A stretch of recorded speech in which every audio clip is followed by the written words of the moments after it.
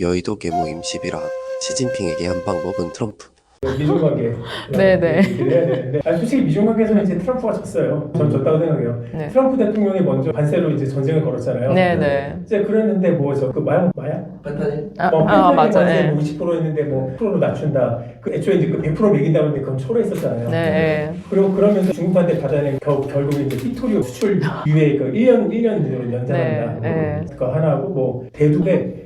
그러니까 완전히 이제 체면을 구긴 거죠. 원래 그 미국하고 중국하고 이제 무역 불균형이 워낙 심하니까 이제 그거를 이제 되돌려기다고 해서 이제 트럼프 대통령이 계속 마가렛 얘기해서 당선이 된 거고 그래서 관세를 한 건데 관세를 해봤자 미국은 이제 그 중국한테 당할 수가 없거든요. 왜냐하면 그 중국이 전 세계 휘토리의 90%를 장악하고 있기 때문에 흑연이라든지 뭐 자석이라든지 그 네오디뮴 자석인가 자석까지 다 이제 중국이 독점하고 있는 상황이거든요. 그리고 휘토리를 개발하려면 굉장히 환경 오염이 많이 돼요. 그래서 일반적인 이제 그 민주주의 국가 들은 이제 그 반발 때문에 쉽게 개발할 수가 없고 그래서 중국같이 이제 그런 반발을 찍어 누를 수 있는 국가가 원래 그런 휘토류 개발을 잘할 수밖에 없고 그래서 휘토류가 공급이 안 되면 미국에서 반도체도 안 되고 무슨 뭐 배터리도 안 되고 자동차도 안 되고 컴퓨터도 안 되고 쉽게 말해서 뭐 비행기라든지 전투기라든지 잠수함이고 뭐 군함이고 다 이제 휘토류가 들어가는데 그걸 제한을 해버리면 미국 경제가 망가지거든요. 근데 그거를 트럼프 대통령이 견딜 수가 없어요. 그건. 그러니까 관세는 그러니까 트럼프 대통령이 이렇게 생각했죠. 미국이 중국으로 수입하는 거하고 중국이 미국으로 수입하는 거 비교해봤을 때 미국이 수입하는 게 엄청 훨씬 더 많으니까 미국이 이제 그 관세 가지고 공격을 하면 중국이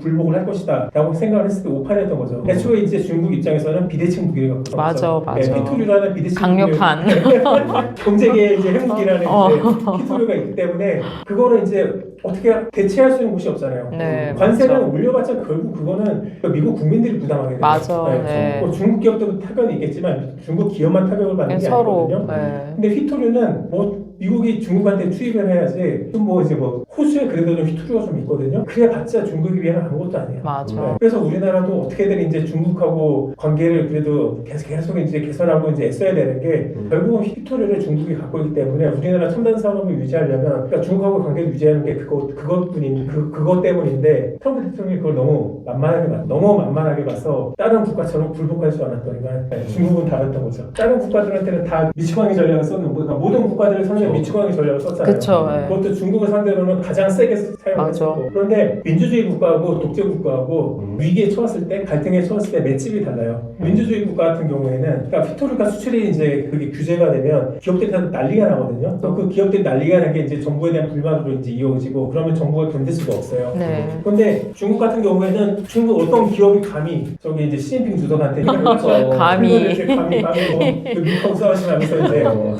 우리 이제 관세 높아지면 수출 문제 생겨 그런 얘기를 어떤 중국 기업인이 할지 그게 불려가지고 인체 신비를 그분 어디 가셨지? 그렇기 때문에 그 각 국가가 이제 그 감내할 수 있는 맷집의 용량이 민주주의 국가하고 독재 국가하고 달라요. 그러니까 독재 국가가 훨씬 더 맷집이 셀 수밖에 없거든요. 그렇기 때문에 결국 이제 미국이 진 거예요. 그래서 이번에도 이제 오늘도 뭐 김해 공항에서 바로 사실상 졌으니까. 맞아요. 사실상 이게 미중 무역 분쟁 전 상태로 회귀를 한 건데, 근데 그냥 단순히 그냥 화이트 피스다라고 할 수가 없는 거예요. 왜냐면 싸움은 먼저 미국이 걸었는데 그럼 거기서 얻어나는 게 있어야 되는데 그냥 예전 상태로 그냥 복귀잖아요. 그럼 미국이 진 거죠. 진짜 쉽지 않네요.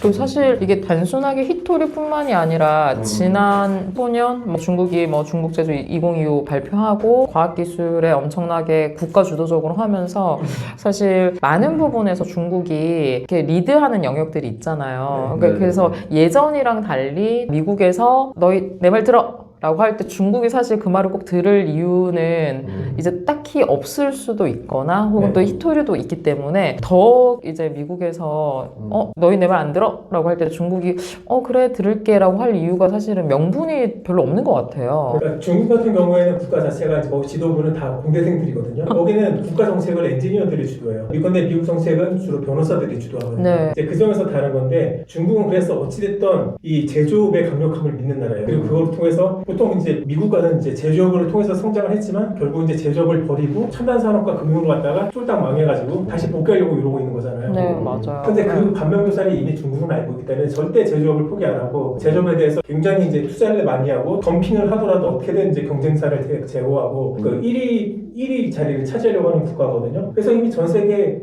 주요 상품 중에 대부분이 다 이제 중국이 다 1위 하고 있으니까. 네. 중국이 그 예전에 한 90년대 후반부터 생각을 해봐서 2000년 초반이랑 이제 그때 이미지로 보면 약간 우리 한국 사람의 이미지는 그렇잖아요. 막 짝퉁의 나라, 네. 팍뿌리하고 막 그렇게 베끼기만 한다 이렇게 하는데 실질적으로 지금 2025년 들어와서 보면 그런 AI 관련해서 특허도 중국이 엄청 많이 가지고 있고 아까 말씀하신 관료 다 중국 그 공대생들로 채우고 있고 심지어 이제 한국에서 연구하시는 분들도 많이 넘어간다고 하더라고요. 왜냐면 한국에서 이제 연구하려면 약간 실적 압박 그런 걸 딱 받게 되는데 중국에서 그런 거 필요 없고 다 지원해주겠다. 가족까지 해가지고 네. 다 해주겠다. 그렇게 근데 그 요즘 이제 그 실체가 드러났어요. 기술자 데려왔다가 진짜 입금은 그렇게 계속 해주는데 나머지는 다물고 싹 다 빼. 아 버려요. 약간 그 맞아요. 네. 산업 스파이 먹고 뱉어요. 그래서 이제 네. 한 3년 있다가 다 들어와요. 저 아는 그 중국은 과학기술자들로 원사급 대우를 하시거든요. 근데 저 아는 분은 거기서 그렇게 대우를 받고 계세요. 그러니까 한국에도 오시고 중국에도 가고 하는데 그 정도로 연배가 있으시거든요. 그 연구 영역에서 계속 할 수 있고 이분이 기여하는 바가 크다는 걸 알면 이렇게 원사급 대우를 하면서 굉장히 이렇게 모셔가더라고요. 그래서 말씀하신 걸 들으면 맷집도 좋고 네. 과학기술이나 히스토리도 있고 거의 뭐 대적할 만한 나라가 없지 않을까. 그래서 이제 결국 이제 그 한 국가의 경쟁력이라고 하는 것은 결국 이제 제조업 경쟁력이거든요. 그렇죠. 그러니까 영국이 과거에 이제 산업혁명으로 패권 국가가 됐었고 네. 영국에서 미국으로 패권 국가가 교체가 된 것도 미국의 이제 제조업이 그만큼 이제 그쵸. 1, 2차 세계대전 중에서 급속하게 성장을 네. 했으니까 맞아. 막대한 이제 제조업을 흑자가 있었고 그 흑자를 통해서 그 금을 이제 전 세계 금의 50% 이상을 차지했고 그래서 브레튼 우즈 체제를 통해 가지고 금 본위제를 해가지고 이제 네. 패권 국가가 됐었잖아요. 네. 그러니까 그런 것처럼 결국에는 무역 흑자를 하려면 제조업 경쟁력. 맞아. 이제 그게 무조건 공식이에요. 그게 공식이기 때문에 그 중국은 그 공식을 잘 지켜가지고 첨단 산업을 발전하고 기존 제조업도 충분히 다 그 1위 자리를 유지하려고 노력하고 있고 그래서 전 세계가 이제 중국을 이제 두려워하는 거죠. 그렇죠. 미국도 결국에는 제조업이 지금은 네. 거의 붕괴가 됐으니까 네. 근데 그 제조업을 다시 살리는데 네. 한국을 굉장히 많이 끌어다가 쓰고 싶어 하시는 거잖아요. 저는 반대로 이게 여기에 자꾸 휩쓸려고 하면 한국의 제조업 결국에는 제조업의 힘으로 대한민국이 이렇게 어떻게 보면 거죠. 여기까지 네. 왔는데 이제 미국 가서 미국 제조업 부흥을 네. 돕다가 대한민국의 오히려 미래가 어두워지지 않을까. 저는 맞아요. 굉장히 이게 단순하게 한국은 제조업뿐만이 아니라 제조업 플러스 지방 소멸이 같이 가는 거거든요. 그러네요. 그래서 굉장히 저는 긴장감을 가지고 봐야 되는데 네. 지금 정부나 대통령은 그냥 이렇게 좀 휘둘리면서 우리 10대 맞을 거 6대 맞았잖아. 잘하고 있잖아. 뭐 이러고 있는 것 같아서 너무 좀 걱정이 많이 돼요. 예. 그래서 미국 같은 경우가 이제 그래서 제조업이 망했기 때문에 그래서 중국한테 밀린 거예요. 그쵸. 그걸 그러니까 알기 때문에 그런 것 네. 같아요. 그러니까 옛날에 이제 2008년도에 그 리먼 브라더스 사태 네. 때문에 이제 그 금융위기가 왔었잖아요. 네, 네. 근데 그때 그걸 어떻게 극복했냐면 그 미국이라든지 주요 선진국들이 이제 그 구제를 하기 위해서 돈을 부채를 엄청 이제 풀었고 네. 그 부채를 중국이 다 샀어요. 아, 네. 중국 그 부채를 다 미국을 비롯한 그 나라들이 이제 자금 여러 개 생겨가지고 대책을 마련해가지고 극복을 할 수가 있었던 거거든요. 그래서 그렇게 해서 그때까지는 세계 무역 체계가 굉장히 잘 이루어졌어요. 왜냐면 미국하고 이제 중국이 잘 돌아갔으니까. 예, 예. 그런데 이제 그때 시진핑이 이제 그게 후진타오 때까지는 그렇게 됐었는데 시진핑이 등장을 하면서 덩샤오핑의 유운이 이제 도광양이었어요. 네, 계속 이제 수구리고 이제 계속 이제 힘을 키워라. 이제 덩샤오핑의 이제 유운이었었는데 그 유운을 이제 시진핑이 이제 깨트려 버리죠. 그래서 맞아. 중국의 이제 그 대국 굴기. 예. 그래서 지금까지 이어지는 건데 그렇게 할 만하게 이제 중국이 이제 여러모로 강력한 점이 있죠. 제조업에서의 경쟁력 그리고 국가에서 모든 자본을 다 통제할 수 있다는 거. 맞아. 네. 예. 이거 굉장히 큰 것 같아요, 저는. 예. 그러니까 다른 나라들은 중국하고 제조업 경쟁이 안 돼요. 그러니까 미국의 이제 뭐 애플이라든지 뭐 그런 식의 미국에서 초일류 기업만 중국하고 경쟁을 할 수가 있어요. 그 외의 기업들은 중국 정부는 중국 기업들한테 얘네를 전략적으로 키워야 되는 산업이라 생각하면 그냥 무제한으로 대출해 주거든요. 맞아.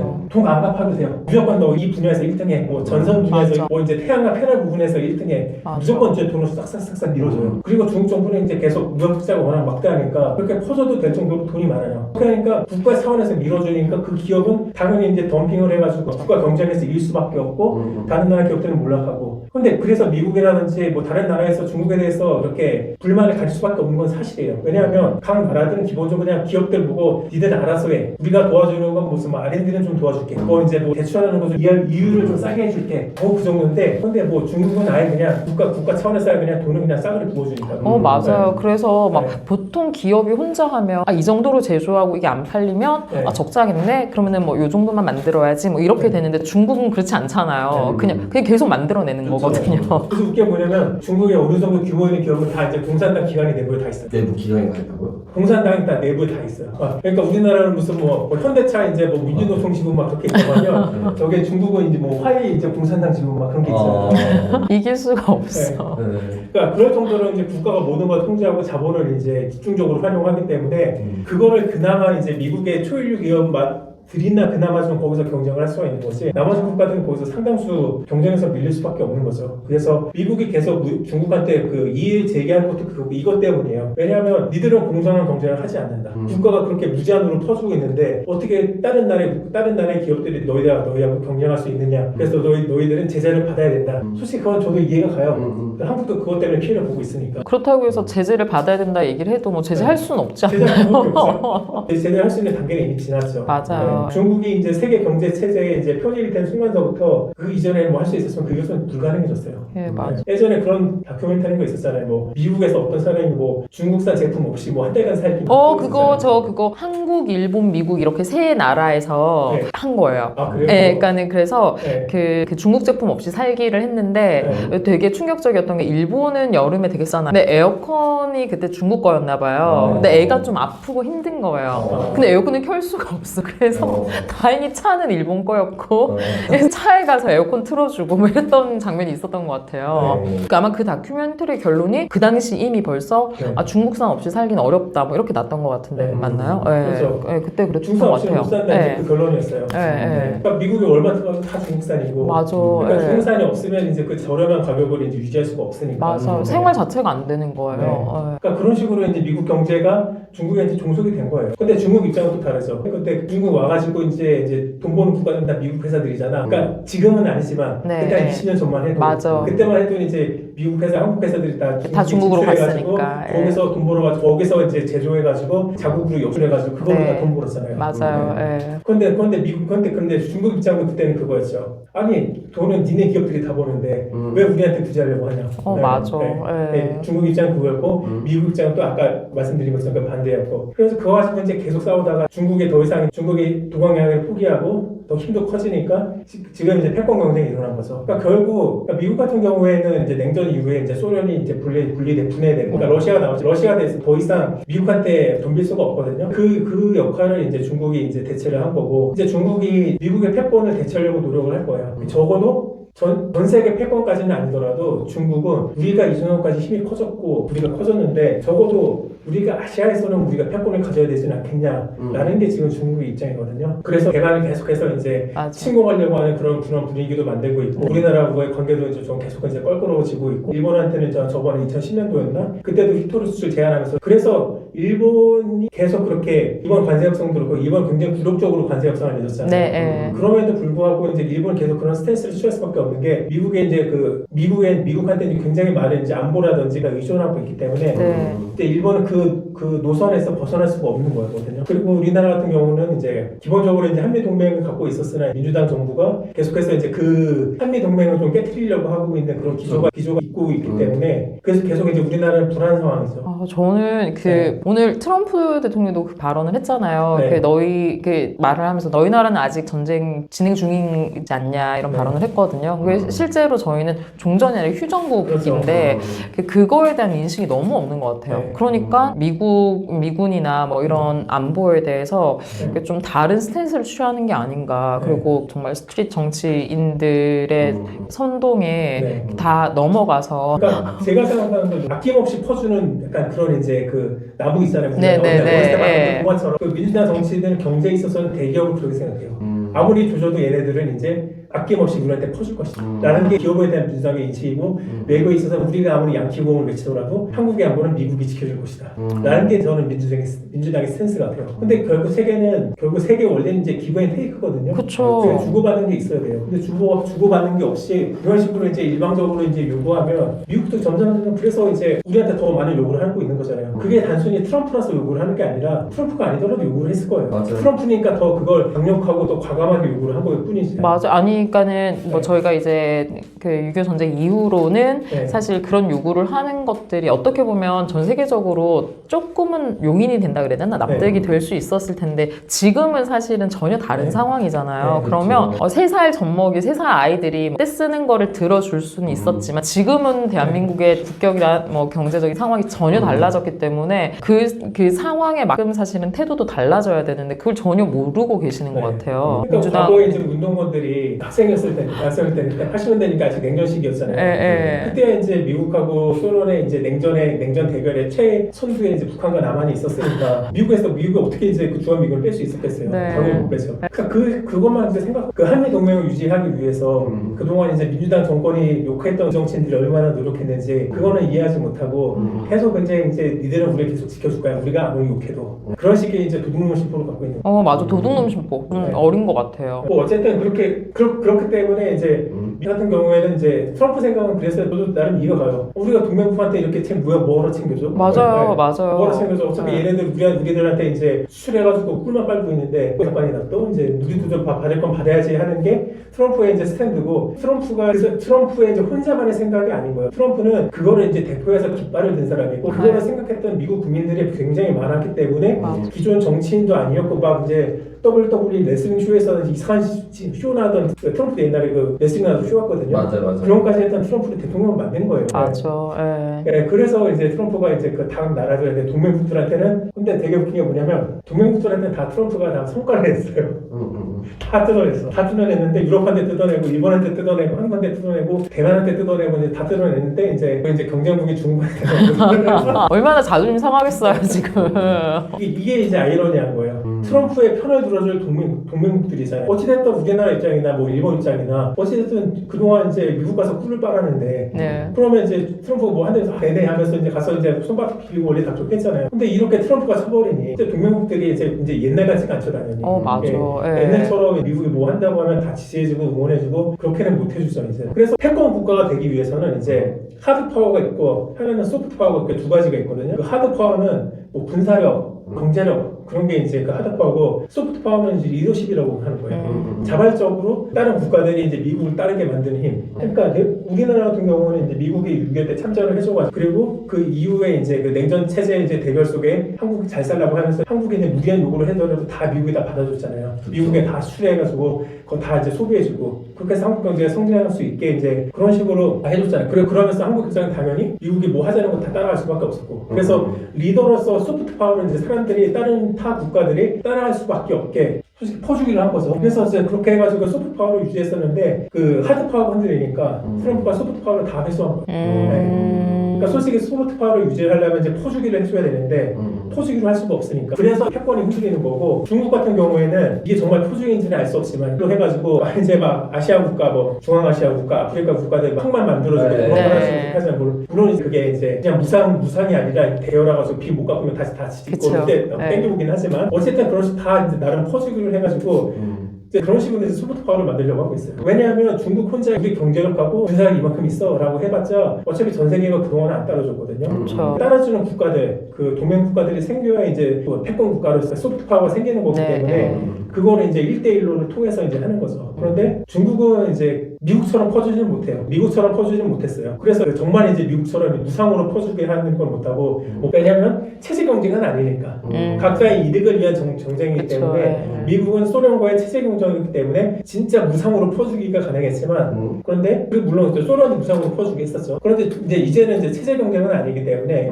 그런 식으로 무상으로 막 퍼주지는 못해요. 그렇기 때문에 아무리 이제 중국이 그렇게 이제 하더라도 소프트 파워를 이제 확보하기는 어려운데 미국이 알아서 이제 해준 거죠. 이제 진짜 모든 전세가 각자 도생의 시대가 도래했네요. 그러니까 그 동안에는 그 팍스 아메리카나였어요. 미국의 패권하에 세계가 안정되어 있는 그 균형이었거든요. 있거든요. 그래서 이제 그 외교 관계에서는 그 밸런스 오브 파워 세력 균형하고 네. 밴드 웨이버닝이라고 해가지고 편승이라고 있어요. 네. 그런데 그 동안에는 전 세계의 안보가 미국의 편승함으로써 유지가 됐어요. 네. 그렇죠. 네. 그런데 이제 미국이 그 편승하지 말고 다 돈 내라는 그렇죠, 거예요. 맞아. 이제 그러면서 이제 그러면 더 이상 편승하지 못하고 그럼 이제 나중에 적대하는 국가에 거기 편승하게 되는 게 생기게 되는 거죠. 그래서 지금 그게 이제 러시아하고 중국하고 북한은 그렇게 해가지고 이제 군사 동맹 저번에 중국에서 열병식 할 때 시진핑이 왼쪽이 김정은이었는데 오른쪽이 김정은 하여튼 그렇고 저기 그 오른쪽 그리고 푸틴이 맞아. 있어가지고 네.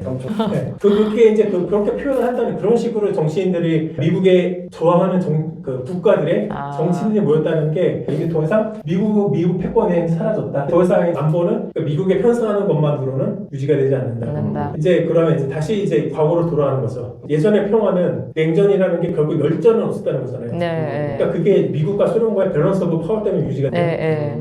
그래서 중국의 목표는 이제 미국의 편승하는 시대는 끝났기 때문에 그 밸런스 오브 파워를 이제 내가 축이 되겠다. 내가 패권 국가가 되겠다. 그게 지금 중국의 그리고 그거를 하기 위해서 이제 그러면 그 미국하고의 경쟁에서 뭐가 됐든 이긴다는 것을 보여줘야 되는데 맞아. 이번에 관세 협상에서 중국이 이겼고, 네, 맞아. 그래서 굉장히 지금 시진핑은 지금 기분이 좋을 거예요. 그러니까 지금 남아 있잖아. 시진핑이 오고 트럼프를 보냈어. 약간 좀 해삭방 같은 거예요. 해삭방. 그래서 진 사람은 귀국. 만약 트럼프가 이겼으면 김정은 만났을 거예요. 졌으니까 쪽팔리는데 어떻게 김정은 만나요? 네. 이미 체면 다 구겼는데 그 상황은 김정은은 다 알고 있는데 쪽팔려서 어떻게 만나요? 그래서 결국 그런데 문제가 뭐냐면 미국은 결국 제국인데 제국은 결코 선하지는 않아요. 그런데 그렇죠. 미국은 지금까지의 제국 중에서 가장 악하지 않은 제국이었어요. 제국 중에서는 제일 그래도 선했어요. 그래서 우리나라도 이제 미국의 덕을 많이 봤죠. 그런데 그 미국의 자리를 중국이 대체한다고 생각을 하면 무섭잖아요.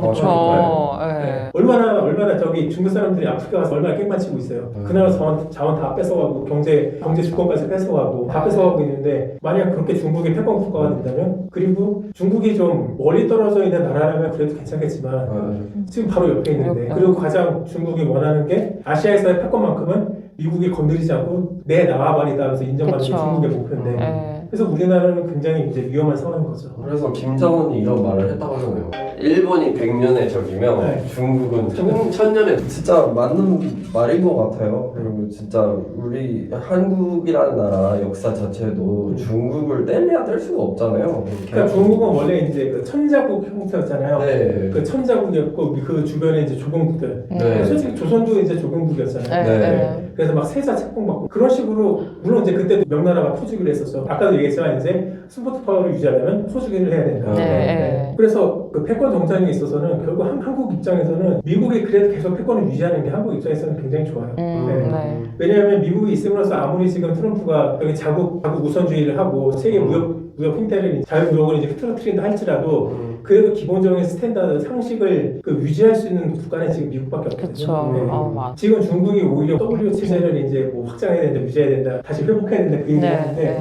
중국이 정말 이제 미국과 같은 이제 위치에 오르게 된다면 그런 건 다 사라질 거예요. 올 초 맞나요? 딥식이 나왔잖아요, 네. 중국에서. 네. 그래서 전 세계가 갑자기 바뀌면서 사람들이 이제 중국에 대해서 그동안 중국을 잘 못 보고 있었던 사람들이 있다면 중국을 제대로 다시 봐야 된다. 지금 굉장히 무서운 시기다. 그리고 지금 미국과 중국의 패권 경쟁 사이에서 대한민국 그럼 어떤 전략을 취해야 되는가? 이건 굉장히 중요한 이슈다. 이런 이야기를 막 했었거든요. 그렇죠. 근데 방금 말씀을 들으면서 정말 이렇게 중요한 시점에 우리가 말도 안 되는 이야기들을 하면서 지금 대통령도 그렇고 민주당도 그렇고 혹은 거대 야당도 그렇고 이런 식의 우리가 정치적 상황에 놓여야 되는 것인가 굉장히 갑자기 불안해지는 마음이 드네요. 홍콩처럼 되면 어떻게? 물론 홍콩처럼 되진 않겠지만 지금 홍콩 너무 심각하던데. 비스무리한 환경으로 가면 중국이 제일 잘하는 게 그거죠. 일단 거기 장점이 인구잖아요. 인구수를 최대한 채워놓은 그 나라를. 그래서 전 세계 어디 나라를 가도 다 보이는 게 차이나타운 항상 다 있잖아요. 그래서 이제 그런 식으로 이제 티베트하고 이제 외몽골 지역도 중국 한족들 많이 보내가지고 이제 한족화 시켜버리고 그런 식으로 이제 중국이 그러니까 소수 민족 문화를 이제 말살하는 것도 있고 그러니까 우리나라 문화도 동북풍정해가지고 저기 이제 또 이제 중국을 이루고 있는 소수 민족이기 때문에 한국의 역사도 중국의 역사다. 이제 그런 식으로 얘기를 하고 있는 거고. 저는 좀 굉장히 무서워요. 사실 긴장감을 가져야 된다고 생각을 하거든요. 그런데 홍콩도 말씀하셨는데 홍콩 제 예전에 갔을 때랑 지금 최근에 홍콩의 소식을 들었을 때 너무 다른 세상이 됐거든요. 같은 나라인가 싶을 만큼 이게 상황이 너무 다르니까. 근데 그런 걸 보면 좀 굉장히 무서울 것 같은데 이런 거에 대해서 정말 정치인들이 40년간 뭐 공부를 너무 학습을 안 해서 그러는 건지 긴장감이 전혀 없으신 것 같아서 너무 놀랐습니다. 아직도 이제 몇몇 페북에 보면 이제 약간 좀 그 운동권 정치인들이 있어요. 그 사람들과 쓸 때 보면 예시. 민주주의에 대해서 다시 질문을 하게 된다 이런 이야기들을 하시는 거예요. 그러니까 대한민국이 민주주의 국가로서 이렇게 발전해오고 있지만 지금은 사실은 정말 이것이 가장 적합한 형태인가, 국민과 나라를 위해서 좋은 형태인가라는 회의감이 드는. 그러니까 민주주의를 유지하기 위해서는 각 이제 민주주의를 이루는 주체들이 이제 민주주의에 관련된 이제 신념과 구체적인 이거에 대한 사항에 대한 이제 이것만을 지켜요. 네. 근데 민주당 그게 없어요. 그런 것 같아요. 지금 뭐 이렇게 얼마 전에 말씀하셨지만 뭐 사법 체계를 지금 흔들면서 가장 근간이 되는 상권 분립을 그냥 다 무너뜨리는 거잖아요. 그것도 뭐 어떤 거대한 뜻이 아니라 그냥 정말 개인의 사법 리스크를 위해서. 그러니까 지금 굉장히 그러니까 예전에는 어떤 정권도 이제 사법부가 마음에 안 들어도 두고 보자, 우리가 대법원 누구의 정권 잡으면 대법원장 바꿀 거야. 그쵸. 근데 이제 인사소송할 때 딱 여기까지였거든요. 근데 지금 완전히 조직을 완전히 개편한다고 해서 법원 행정처럼 이제 외부 위원들이 그 운영할 수 있게 한다잖아요. 아니 지금 우리가 막 미중 패권 이야기를 하면서 지금 세계가 어떻게 이렇게 급속도로 무섭게 변화되고 있는지에 대해서 전혀 자각이 없이 정말 오히려 나라 안에서의 정치는 오히려 후퇴하는, 역행하는 것 같은 그런 맞아요. 느낌이에요. 약간 이제 19세기 조선 선비들 같지 않아요? 맞아요. 전 세계는 이제 제국주의 패권 속에서 이제 그 산업화와 이제 민주화 속에서 굉장히 이제 역동적인 역사적 변화를 맞이하고 있지만 그 이제 19세기 조선의 살인들은 이제 왕비의 이제 옷은 어떻게 입어야 되고 수위는 어떻게 해줘야 되고 이제 또 세국 전쟁도 하고 굉장히 좀 무서운 것 같아요. 그리고 왜 이게 정말 까딱하면 순식간에 바뀔 수 있다고 저는 보거든요. 그 막 70년대 핀 같은 경우에 보면은 굉장히 지금 아마 모르는 분들도 많으실 텐데 깜짝 놀랄 거예요. 근데 지금의 필리핀이랑 전혀 상상이 안 될 만큼. 근데 저는 대한민국도 충분히 그렇게 될 수 있다고 보거든요. 이렇게 기업 다 이제 미국으로 빠져나가고 그 나머지 있는 산업도 이제 중국한테 다 밀리고 그건 다 몰락하는. 맞아요. 그러니까 지금 뭐 산업연구원에서도 어떤 분은 그런 얘기를 하시던데 시작이 어렵지 지금 뭐 이렇게 노란봉투법이면 상법 개정안이나 뭐 이런 것들이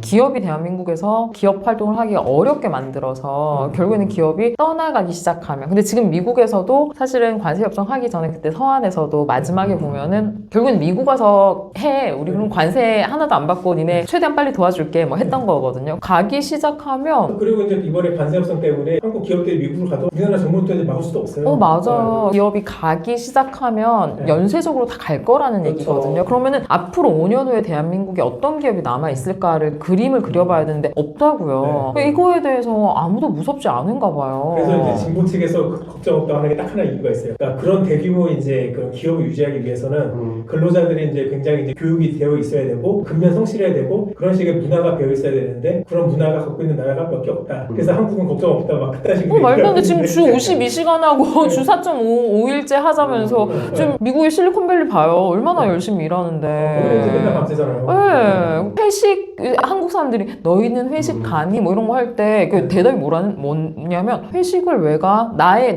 업무 퍼포먼스로 계약이 되냐 안 되냐인데 그러니까 뭐 회식 가서 누구한테 잘 보이고 그러니까 한국 사람들의 아직까지도 옛날에 그런 마인드로는 근면성실 그 옛날 말인 거예요. 근면성실하는 게 아니라 진짜 능력이 돼야죠. 근면성실도 지금 능력도 떨어지고 근면성실하지도 않은데 그 말도 안 되는 언제적 이야기를 지금 와서 하시는 그래서 이제 얘기도 안 그런 거 되는데. 보면 진보자들이 이제 막 그거 보고 엄청 좋아하더라고요. 그래 역시 한국은 경쟁력. 경쟁력의 뜻을 모르시는 게 아닐까요? 간단하게 조교님 소감 한번 말씀해 주세요.